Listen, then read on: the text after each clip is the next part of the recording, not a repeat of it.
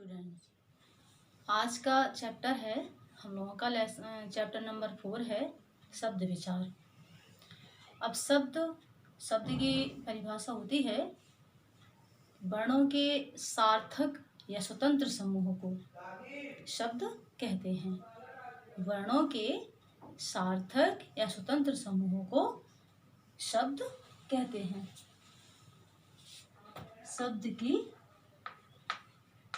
परिभाषा होती है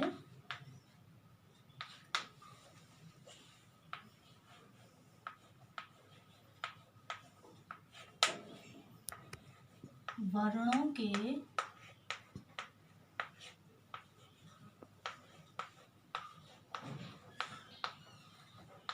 सार्थक या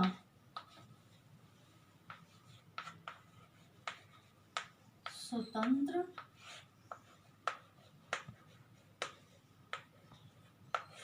समूह को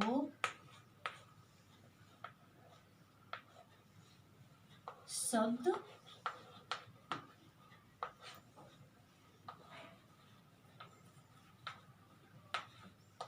कहते हैं। शब्दों का वर्गीकरण होता है 4 प्रकार से: स्रोत के आधार पर, प्रयोग के आधार पर, रचना के आधार पर और अर्थ के आधार पर।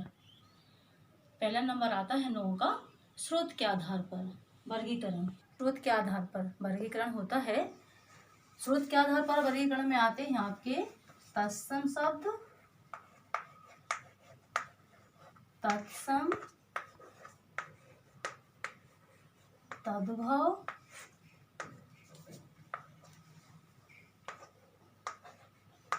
देशज,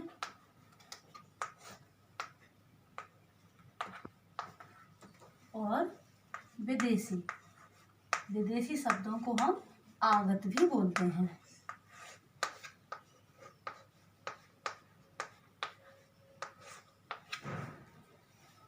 अब जो तत्सम शब्द होते हैं, तत्सम और तद्भव, इन दोनों का मिलजुला अर्थ होता है कि तत्सम शब्द वे शब्द होते हैं कि जो संस्कृत भाषा से तत् प्लस सम, जैसे तत्सम का अर्थ है, शाब्दिक अर्थ हुआ तत् प्लस सम, यानी उसके समान, अर्थात संस्कृत भाषा के शुद्ध शब्दों को तत्सम शब्द कहते हैं। और जो संस्कृत भाषा से उत्पन्न हुए शब्द हैं उनको कहते हैं तद्भव शब्द। तत्सम और तद्भव, इन दोनों को एक साथ लिया जाता है। जैसे बोलचाल की भाषा होती है तो अंगरक्षक बोलते हैं अंगरखा, होस्ट ओष्ट, ओष्ट को होंठ। तत्सम और तद्भव शब्द एक दूसरे के पर्याय शब्द होते हैं। तद्भव शब्द जो होते हैं इनको तत्सम शब्दों का विकार रूप मानते हैं, बिगड़ा हुआ रूप। जो संस्कृत शब्द, जो तत्सम शब्द आए हुए हैं, तो तद्भव शब्द, तत्सम शब्द तो होते हैं शुद्ध शब्द, संस्कृत भाषा से आए हैं, ज्यों के त्यों बोले जाते हैं। और जो तद्भव शब्द है बिगड़े हुए, जैसे है अमूल्य रूप। तत्सम शब्द है आपका अमूल्य, तो अमूल का तद्भव होता है अमूल।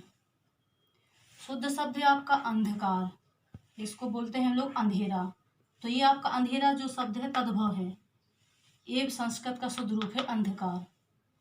जैसे है तत्सम शब्द है आषाढ़, आषाढ़, आषाढ़ है, और इसको तद्भव विकार रूप है, इसका तद्भव रूप है इसका आषाढ़। यानी तद्भव शब्द संस्कृत तत्सम शब्द में अंतर होता है कि तत्सम शब्द संस्कृत के शुद्ध शब्द होते हैं और तद्भव शब्द होते हैं उसका विकार रूप, बिगड़ा हुआ रूप होते हैं। लेकिन कुछ शब्दों में इसका अर्थ भेद भी होता है, कुछ ये पर्याय भी होते हैं। अगला शब्द आता है हम लोगों का देशज शब्द। देशज और विदेशी, स्रोत के आधार पर 4 भेद होते हैं शब्दों के: तत्सम, तद्भव, देशज और विदेशी। तो देशज शब्द वो शब्द होते हैं कि जो देशज शब्द मतलब जो मनगढ़ंत शब्द होते हैं। तत्सम, तद्भव और अंग्रेजी भाषाओं को छोड़कर जो शब्द होते हैं, या ऐसे भी हम कह सकते हैं कि जो देसी भाषा में होते हैं उनको हम कहते हैं देशज शब्द। जैसे कहाँ कहाँ से लिए गए हैं, मैंने अभी आपको पढ़ा है कि हिंदी भाषा में तत्सम, तद्भव और अंग्रेजी भाषी शब्दों को छोड़ करके जो हिंदी भाषियों के द्वारा तो गढ़े गए हैं या और जगह से आए, जैसे कोल, संथाल आदि जातियों से आए शब्द हैं, द्रविड़ जातियों से आए हुए शब्द हैं और अपने ग्रंथ से बने शब्द हैं। ऐसे इस प्रकार के जो शब्द हिंदी भाषा में प्रयोग किए जाते हैं उन शब्दों को हम देशी शब्द कहते हैं। और अगला होता है आपका विदेशी शब्द।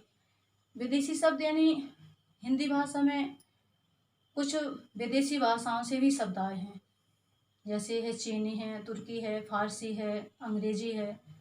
तो उन शब्दों को हम लोग कहते हैं विदेशी शब्द। तो ये हुए हम लोगों के शोध के आधार पर शब्दों के 4 प्रकार से विभाजन: तत्सम, तद्भव, देशज और विदेशी या आगत शब्द। भेद रचना के आधार पर। रचना के आधार पर शब्द के 3 भेद होते हैं: रूढ़ शब्द, यौगिक शब्द और योग रूढ़ शब्द। अब पहला आता है आपका रूढ़ शब्द।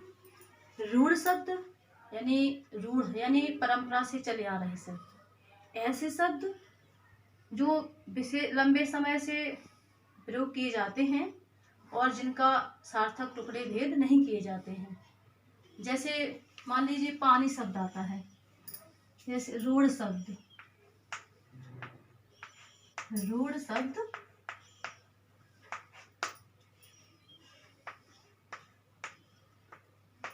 रूढ़ का अर्थ है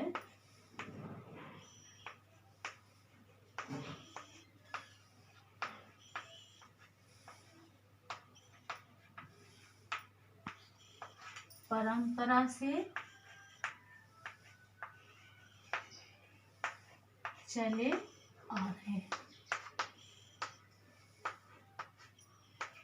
अर्थात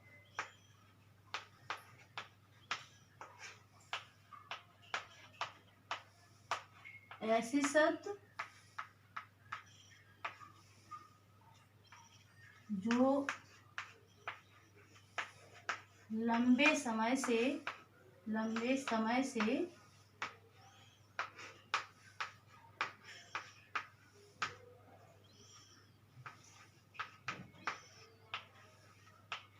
बोलचाल में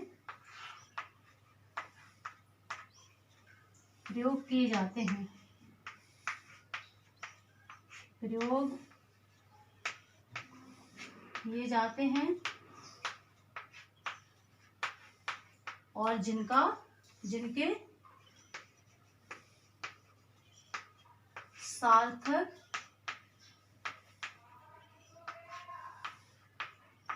टुकड़े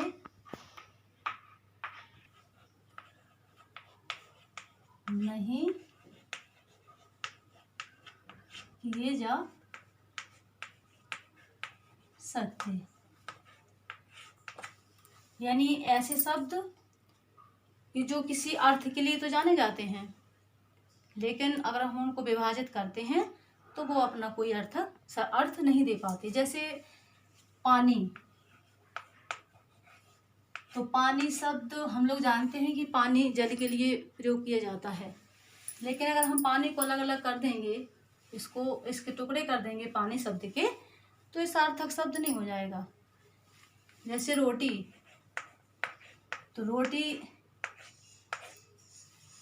का एक विशेष अर्थ होता है, लेकिन अगर इसके हम टुकड़े कर देंगे तो ये शब्द का अपना अर्थ नहीं रह जाएगा। यानी रूढ़ शब्द वे शब्द होते हैं कि जो अपना लंबे समय से अब किसी अर्थ के लिए प्रयोग किए जाते हैं और जिनके हम कोई सार्थक टुकड़े नहीं किए जा सकते हैं। ये रूढ़ शब्द। अब देखिए आप यौगिक शब्द। अब अगला आता है हम लोगों का यौगिक शब्द। तो यौगिक शब्द की परिभाषा होती है कि 2 या अधिक शब्दों के योग से बने शब्दों को 2 या अधिक शब्दों के योग से बने शब्दों को हम यौगिक शब्द कहते हैं। 2 या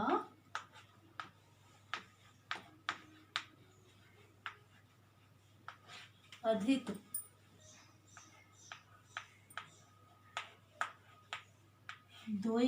शब्दों के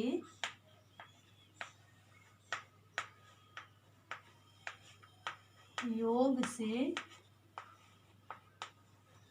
बने शब्द यौगिक शब्द होते हैं। यौगिक शब्द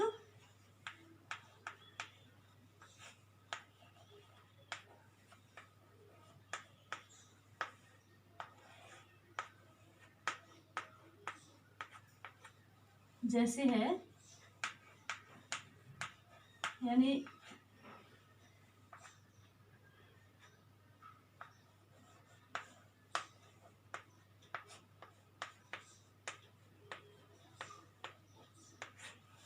दो शब्द हुए, इसमें दो डेफिनेशन है कि दो या अधिक शब्दों के योग से बराबर एक शब्द बनेगा आपका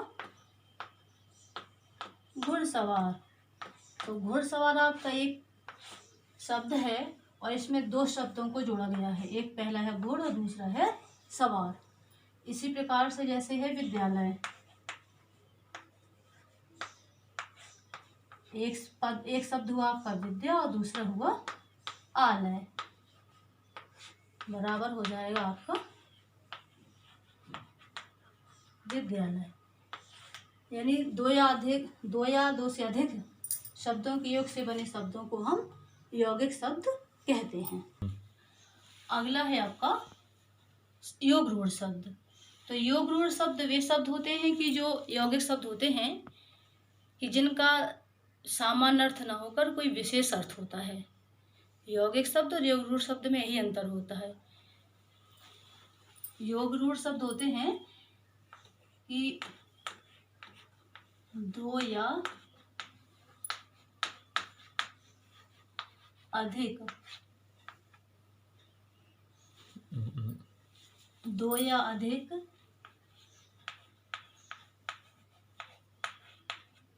शब्दों के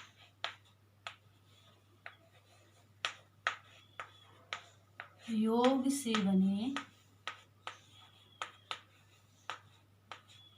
ऐसे शब्द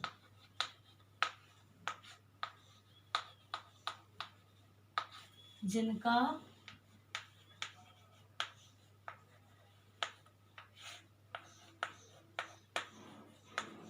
सामान्य अर्थ न होकर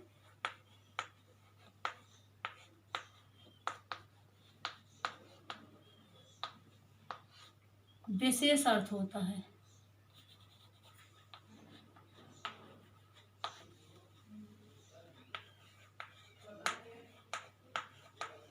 एक विशेष अर्थ होता है। जैसे चक्रधर है, चक्रधर, तो इसमें भी दो शब्द हैं। पहला शब्द है आपका चक्र और दूसरा शब्द है आपका धर, लेकिन इसका विशेष अर्थ है किसके लिए? चक्रधर यानी चक्र को धारण करने वाले, अर्थात श्री कृष्ण। तो ये इसका एक विशेष अर्थ हो गया, श्री कृष्ण जी के लिए संबोधित किया गया। जैसे हिमालय,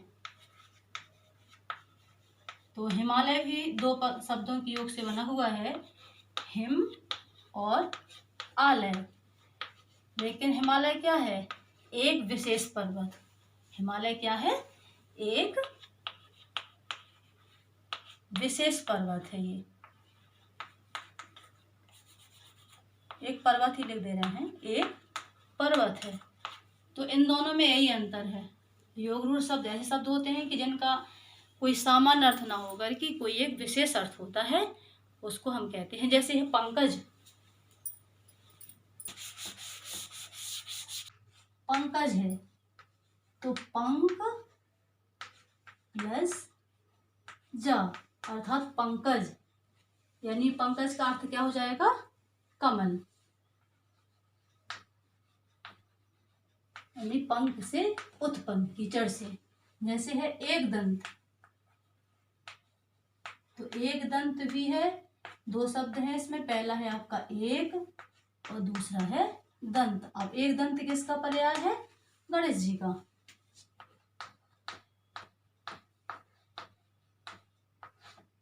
तो योगरूढ़ शब्द वे शब्द होते हैं कि जिनका सामान्य अर्थ न होकर के एक विशेष अर्थ होता है, वो शब्द होते हैं आपके योगरूढ़ शब्द। शब्दों के वर्गीकरण में 2 पार्ट पूरे हुए, स्रोत के आधार पर और रचना के आधार पर। अगले 2 पार्ट बचेंगे जो हम नेक्स्ट में पढ़ाएंगे।